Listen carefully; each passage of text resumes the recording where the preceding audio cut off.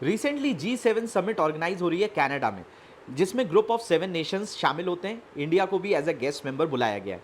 लेकिन ये G7 summit थोड़ी सी कॉमेडी सर्कल ज़्यादा लग रही है ड्यू टू प्रेसिडेंट ट्रंप।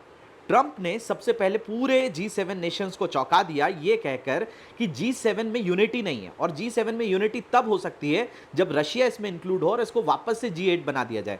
जिन लोगों को नहीं पता है G8 क्या है, तो 2013-14 से पहले ग्रुप ऑफ 8 नेशंस में USA, UK, France, Italy, Germany, Japan, Russia और कनाडा शामिल हुआ करते थे। लेकिन बाद में इसमें जब क्रीमिया का इशू हुआ तो रशिया को इससे एक्सपेल कर दिया गया और फिर बन गया G7। लेकिन G7 समिट में इंडिया को भी एज अ गेस्ट मेंबर बुलाया जाता है। लेकिन बीच में ये भी कयास थे कि भाई प्राइम मिनिस्टर को बुलाया जाएगा या नहीं बुलाया जाएगा, क्योंकि कनाडा और इंडिया के जो डिप्लोमेटिक रिलेशंस थे वो बहुत लोअर लेवल पे चले गए थे due to the killing of Hardeep Singh Nijjar. Justin Trudeau ने, वहां की पार्लियामेंट ने स्टेटमेंट दिया कि इंडिया का रोल इस खालिस्तानी सेपरेटिस्ट की डेथ में है। धीरे धीरे हमारे रिलेशंस बेहतर हुए। जो अभी प्रेजेंट प्राइम मिनिस्टर हैं मार्क कार्ने, उन्होंने इंडिया के प्राइम मिनिस्टर को पर्सनली इनवाइट किया। तो माना गया कि भाई इंडिया का यहां पर ग्रैंड वेलकम होगा। लेकिन इंडिया के प्राइम मिनिस्टर के पहुंचने से पहले ही ट्रंप जो है वापस यूएस चले गए, और इस पर उनका कहना था कि भाई बहुत अर्जेंट काम है।